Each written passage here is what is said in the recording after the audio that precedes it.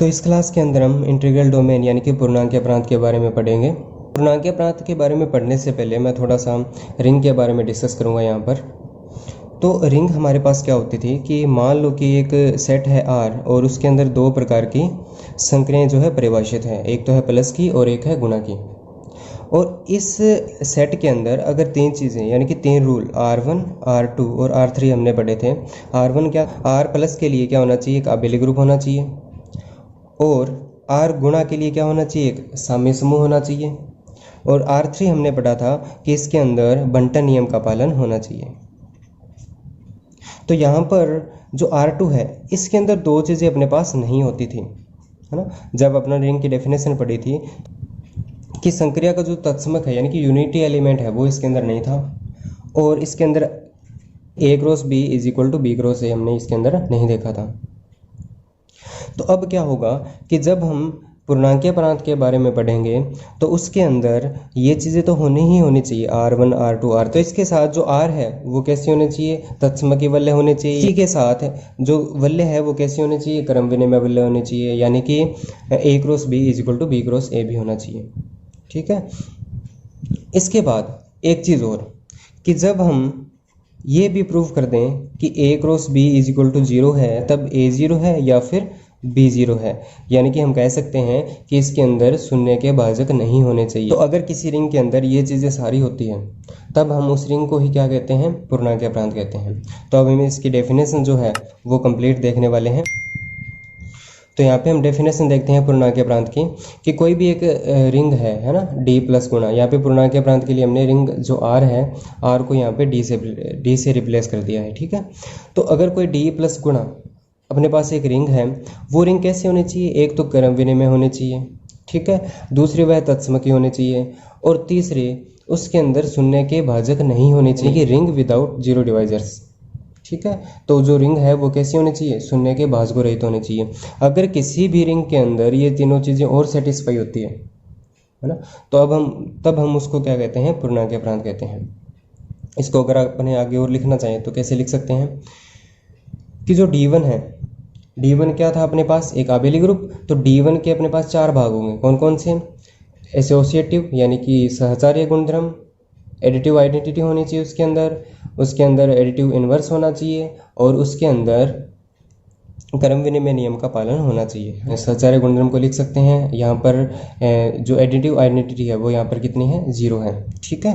तो यहाँ पर एडिटिव आइडेंटिटी क्या ली है मैंने, 0 ली है। इसके बाद किसी एलिमेंट A के कोरस्पॉन्डिंग आपको यहाँ पर -A भी D के अंदर मिलेगा, ताकि आपको आंसर में क्या मिल जाए, 0 एलिमेंट मिल जाए। ठीक। और D14 क्या था कि A plus B is equal to क्या होना चाहिए, B प्लस A। ये हम चीज़ें रिंग के अंदर भी पढ़ चुके हैं। इसके बाद हम देखते हैं D2 रूल। D2 के अंदर क्या होता है कि D गुणा के लिए क्या होना चाहिए, एक साम्य समूह होना चाहिए, यानी कि इसके अंदर D11 साचार्य गुणधर्म का पालन होना चाहिए। उसके बाद इसके अंदर एक तो तत्समक एलिमेंट नहीं था और एक इसके अंदर क्रम विनिमय नियम भी नहीं था। तो हम यहाँ पर लिखेंगे कि अगर इसको पूर्णांकीय प्रांत बनना है तो E भी इसके अंदर होना चाहिए, यानी कि यूनिटी एलिमेंट भी इसके अंदर होना चाहिए। और इसके बाद A cross B is equal to B cross A भी होना चाहिए, यानी कि दूसरी जो ऑपरेशन ले रहे हैं अपने, जो दूसरी संक्रिया ले रहे हैं उसके अंदर आपके पास E भी होना चाहिए और क्रम विनिमय नियम का पालन भी होना चाहिए। ठीक है। फिर D3 क्या था, D3 बंटन नियम। तो बंटन नियम कौन कौन से थे, एक तो लेफ्ट और एक था राइट, यहाँ पर दोनों लिखे हुए हैं। और इसके बाद हम बात करते हैं कि D4, इसके अंदर एक चीज़ और ऐड होगी, वो है D4। D4 क्या होता है कि शून्य के भाजक नहीं होने चाहिए इसके अंदर, यानी कि विदाउट जीरो डिवाइजर्स होना चाहिए, कि अगर इन्हीं दो एलिमेंट के बीच में अगर मैं दूसरी संख्या लगाता हूँ और उसका आंसर मान लो मेरे पास 0 है, तब उस केस के अंदर या तो A 0 है या फिर क्या होना चाहिए, B 0 होना चाहिए। अगर ये सारे प्रॉपर्टीज़ किसी सेट के अंदर होती है तभी हम उस पर पूर्णांकीय प्रांत कहते हैं। इसके अंदर मैंने यहाँ पे कुछ नोट लगाया है। नोट क्या है कि अगर कोई पूर्णांकीय प्रांत है अपने पास, तो उस पूर्णांकीय प्रांत के अंदर कम से कम 2 एलिमेंट होने ही होने चाहिए। कौन कौन सा, एक तो 0 एलिमेंट, यानी कि जो पहली संक्रिया है उसका क्या होना चाहिए, एडिटिव आइडेंटिटी। ठीक है। और दूसरा क्या है, यूनिटी एलिमेंट होना चाहिए। इस प्रकार से हमने डेफिनेशन पढ़ी है एक पूर्णांकीय प्रांत की। अब हम इसके कुछ एग्जांपल देखते हैं, उससे अपने को और ज़्यादा चीज़ें क्लियर होंगी। तो यहाँ पर हम पहला एग्जांपल लेते हैं, Z प्लस गुणा का, यानी कि पूर्णांकों का एक सेट है, उसके अंदर पहली संक्रिया प्लस की है और दूसरी संक्रिया क्या है, गुणा की है। तो इसको पूर्णांकीय प्रांत प्रूव करने के लिए सबसे पहले हम देखते हैं कि जो z है ना वो प्लस के लिए क्या होता है, आबेली ग्रुप होता है। हम इससे पहले एक रिंग की डेफिनेशन पढ़ी थी तो उसके साथ एग्जांपल किया था सेम, ठीक है। वहाँ पे हमने देखा था कि z जो है वो प्लस के लिए क्या होता है, आबेलियन ग्रुप होता है। हम जानते हैं z जो है वो गुणा के लिए क्या होता है, एक सामयिक समूह होता है। z के अंदर एक होता है और एक जो है किसका काम करेगा, यहाँ पर यूनिट एलिमेंट का काम करेगा। क्यों? क्योंकि अगर मैं z के कोई एक एलिमेंट लूँ, है ना, कोई एक नॉन जीरो एलिमेंट लूँ, तो उसकी अगर मैं मल्टीप्लाई एक के साथ करवाऊंगा तो हमें आंसर में क्या मिलेगा, वही एलिमेंट मिलने वाला है, ठीक है। यानी कि जैसे दो, एक मैंने एलिमेंट लिया 2 जो नॉन जीरो है, अगर मैं इसकी एक के साथ गुणा करूँ तो वापस क्या मिलने वाला है, 2। इसके बाद बंटन नियम हमने देखा है कि जो जितनी भी वास्तविक संख्याएं होती है उनके अंदर बंटन नियम क्या होता है, सेटिस्फाई होता है, ठीक है। उसके बाद क्या है, शून्य के भाजक। z के अंदर सिंपल गुणा संक्रिया के लिए शून्य के भाजक हमें नहीं मिलेंगे। क्यों? क्योंकि किन्हीं भी दो संख्याओं का अगर गुणा 0 के बराबर आता है तो ये श्योर है कि कोई ना कोई एक नंबर उसके अंदर 0 होगा ही होगा, ठीक है। यानी कि अगर a गुणा b बराबर 0 है तो हमें या तो a 0 लेना पड़ेगा या फिर क्या है, b को 0 लेना पड़ेगा, ठीक है, उस केस के अंदर, ठीक। तो इस प्रकार से z प्लस गुणा जो है वो एक क्या है, पूर्णांकीय प्रांत है। इसके कुछ और एग्जांपल भी हम ले सकते हैं, जैसे q प्लस गुणा, यानी कि परिमेय संख्याओं का जो समुच्चय होता है वो भी क्या होता है, पूर्णांकीय प्रांत होता है। इसी प्रकार से r प्लस गुणा भी क्या है, एक पूर्णांकीय प्रांत है। c प्लस गुणा भी क्या है, एक पूर्णांकीय प्रांत है।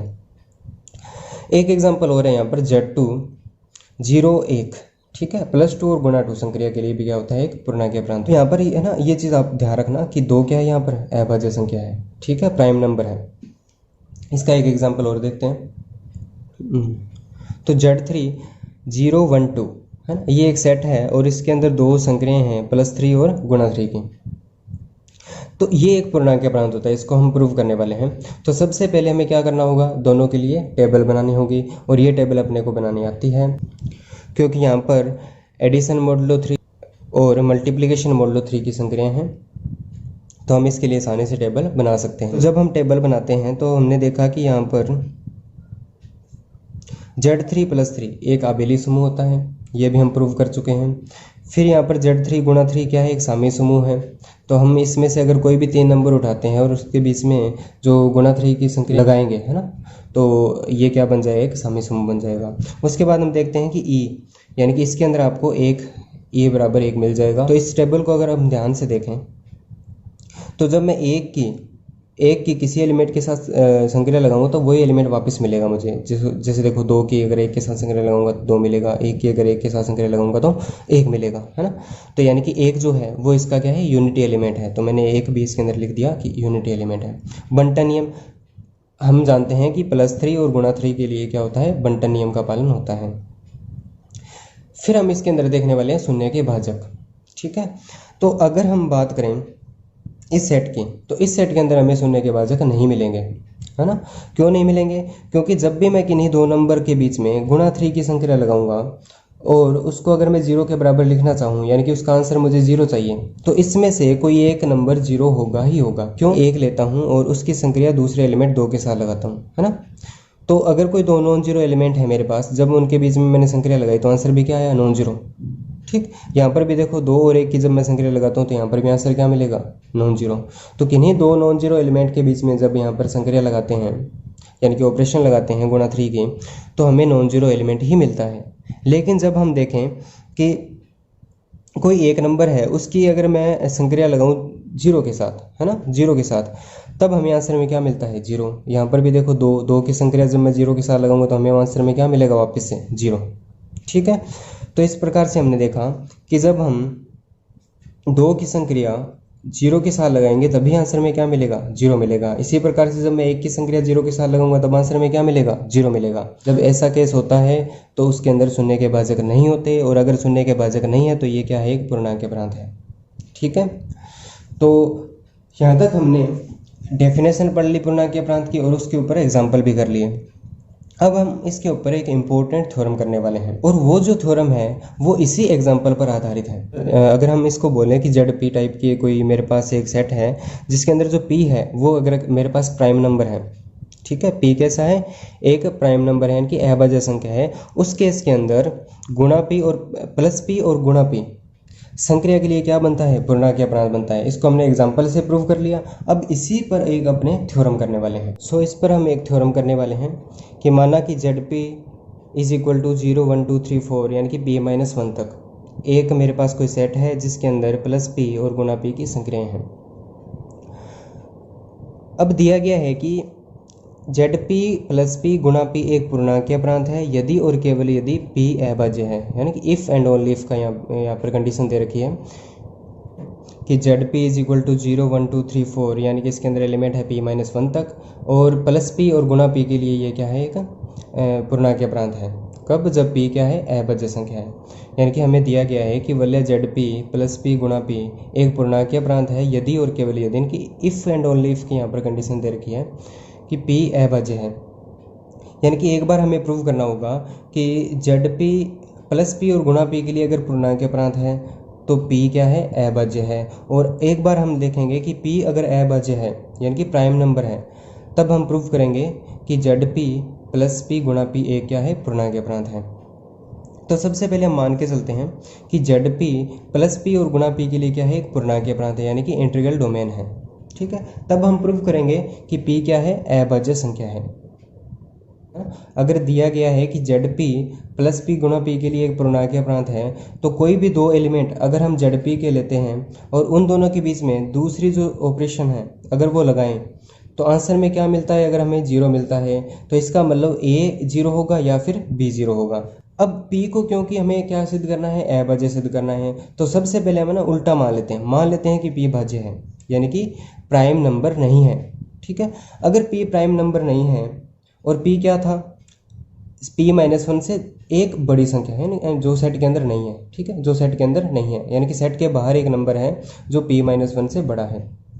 अच्छा, अगर P भाज्य है तो हम क्या, तब हम P को लिख सकते हैं P1 गुना P2। यानी कि अगर मेरे पास कोई एक भाज्य संख्या है तो मैं उसके दो फैक्टर बना सकता हूँ। जैसे मान लो 4 है तो 4 के दो फैक्टर बन सकते हैं 2 गुना 2। इसी प्रकार से 6 के भी दो फैक्टर बन सकते हैं 2 गुना 3। ठीक है, इसी प्रकार से मानना है कि P क्या है, भाज्य संख्या है। जब P भाज्य संख्या है तो मैं उसको किन्हीं दो संख्याओं के सिंपल गुणनफल के रूप में लिख सकता हूँ, यानी कि इसके दो फैक्टर बना सकता हूँ।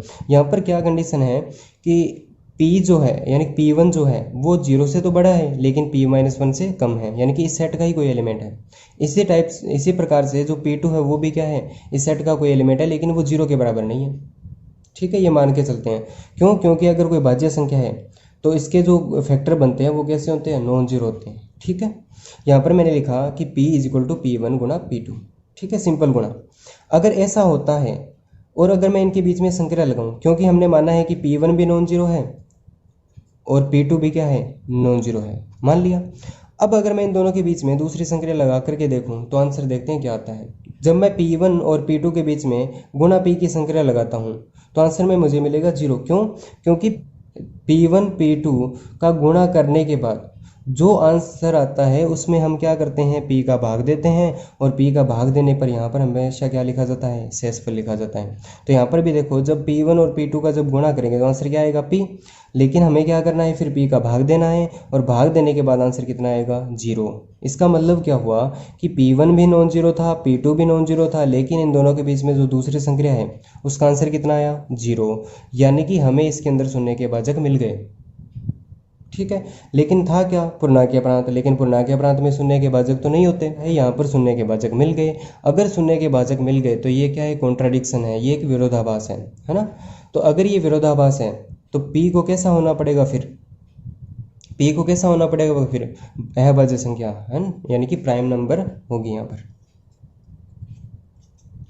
क्योंकि जो हम मान के चले थे उसका उल्टा हो गया ना। यहाँ पे हमने माना था कि ZP एक पूर्णांकीय अपरांत है, लेकिन यहाँ पर क्या हो गया कि उसके अंदर शून्य के भाजक हो गए, लेकिन पूर्णांकीय अपरांत में शून्य के भाजक नहीं होते। तो अगर P भाज्य नहीं है तो P को फिर क्या होना पड़ेगा, अभाज्य। ठीक है, तो यानी कि P क्या है, अभाज्य संख्या। अब हम इसको कन्वर्जली प्रूव करने वाले हैं, यानी कि मान के चलेंगे कि P अभाज्य है, तब ZP प्लस P गुना P को क्या सिद्ध करेंगे, एक पूर्णांक अपरांत सिद्ध करेंगे। उससे पहले हम जानते हैं कि ZP जो है वो प्लस P और गुना P के लिए क्या होता है, क्रम विनिमय और तत्समय की वलय होती है। ठीक है,